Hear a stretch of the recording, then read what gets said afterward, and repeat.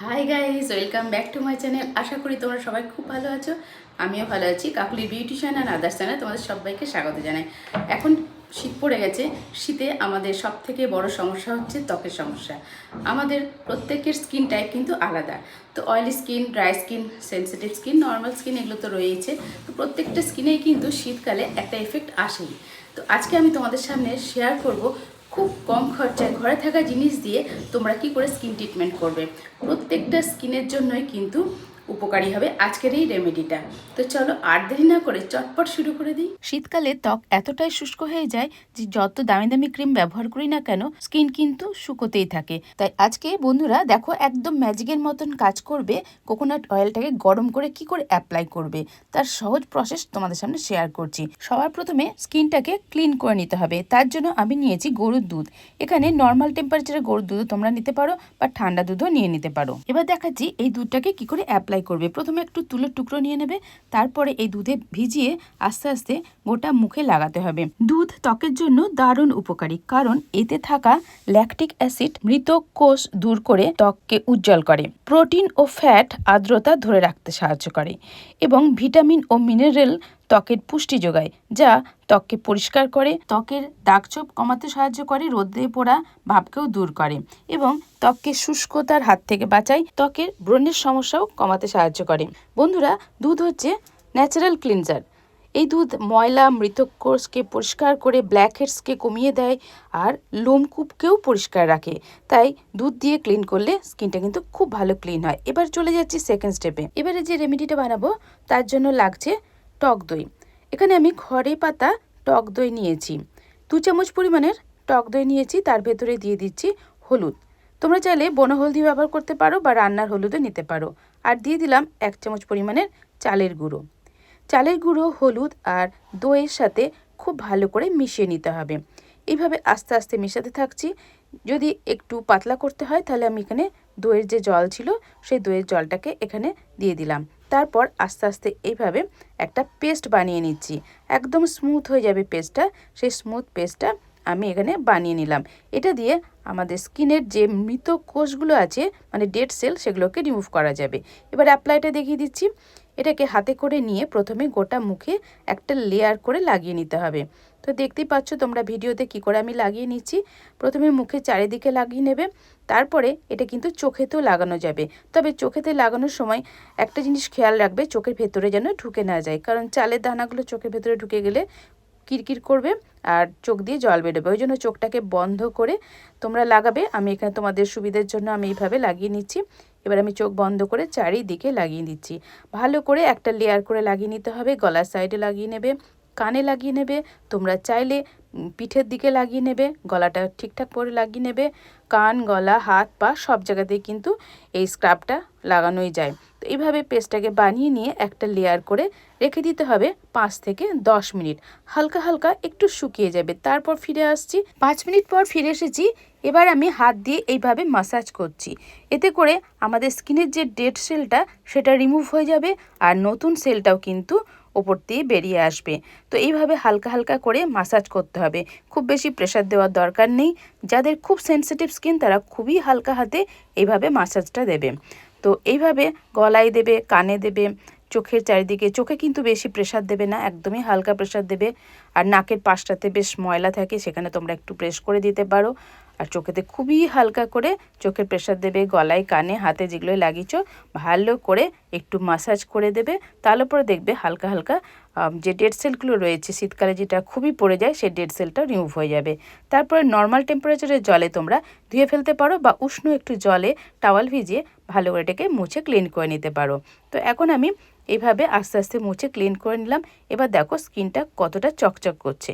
এবারে চলে যাচ্ছি পরবর্তী স্টেপে। এবার বানাবো ময়েশ্চারাইজার। দেখো কি করে ময়েশ্চারাইজার বানিয়ে আমি স্কিনটাকে ময়েশ্চারাইজিং করছি। প্রথমে দেখো একটা বাটিতে গরম জল নিয়ে নিয়েছি। এবার এক প্যারাশুট কোকোনাট অয়েলটাকে জলের মধ্যে দিয়ে দিলাম, কারণ শীতকালে তেল তো জমেই যায়, সেটাকে একটু গলিয়ে নিতে হবে। আর গরম গরম তেলটা স্কিনের জন্য কিন্তু খুবই উপকারী। এবার কি করে রেমেডিটা বানাচ্ছি দেখো। এখানে আমি গরম গরম নারকেলের তেল নিয়ে নিচ্ছি 2 চামচ পরিমাণের। 2 চামচ পরিমাণের নারকেল তেল নিলাম। এর সাথে এবার অ্যাড করব আমি গ্লিসারিন। এখানে গ্লিসারিন নিয়ে নিয়েছি। গ্লিসারিনটাও আমি এখানে 1 চামচ পরিমাণে দেব। তো পরিমাণগুলো তোমরা একটু ভালো করে খেয়াল করবে।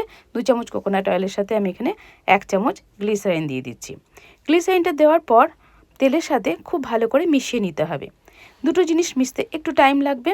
খুব ধৈর্য ধরে সুন্দর করে দুটো আইটেমকে মিশিয়ে নিতে হবে।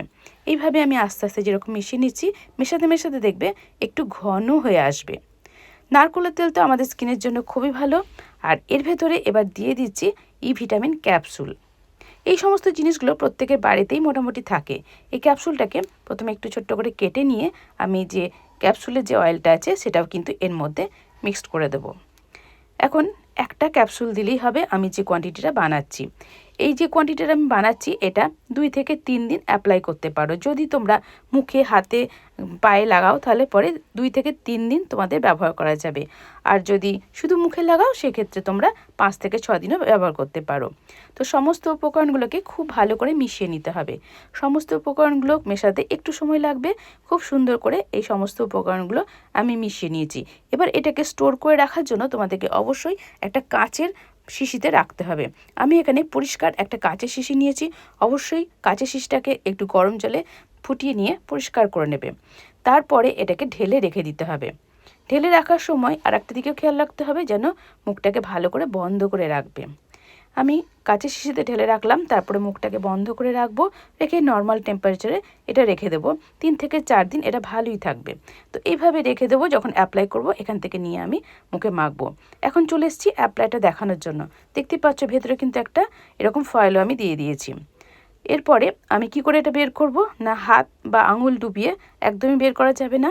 হাতে ঢেলে নেবে, নাহলে পরে চামচে করে বের করে নেবে যতটা কোয়ান্টিটির লাগবে। তারপরে হাতে করে এইভাবে গরম করে নিতে হবে তেলটাকে।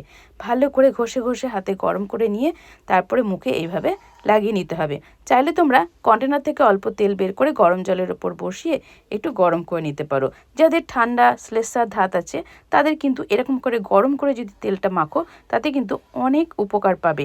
আর শুধু তাই নয়, স্কিনের জন্য কিন্তু গরম তেলটা অনেকটাই উপকারী। এবার আস্তে আস্তে মাসাজ করে দিতে হবে গোটা মুখে। তোমরা দেখতেই পাচ্ছ মাসাজ স্ট্রোকগুলো আমি দেখিয়ে দিচ্ছি কোন আঙুল দিয়ে কোন জায়গাটা অ্যাপ্লাই করছি। খুব ভালো করে দেখো।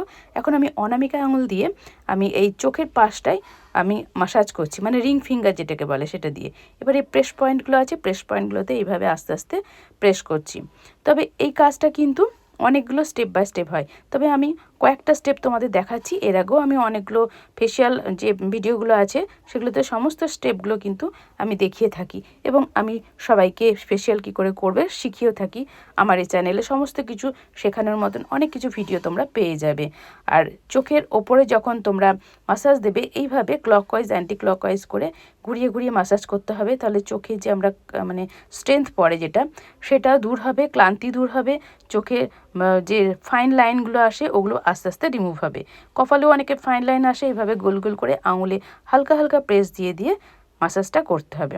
আর এই যে ডবল চিনের জন্য এইভাবে তোমরা মাসাজ করবে, তাহলে দেখবে ডবল চিনটা আস্তে আস্তে কমতে থাকবে। তো সমস্তটাই আমি খুব ভালো করে দেখিয়ে দিলাম। হালকা করে অল্প 2-1টা স্ট্রোক দিয়ে আমি কমপ্লিট করে দিলাম মাসাজ স্ট্রোকটা। এবার দেখো স্কিনটা কতটা ব্রাইট লাগছে।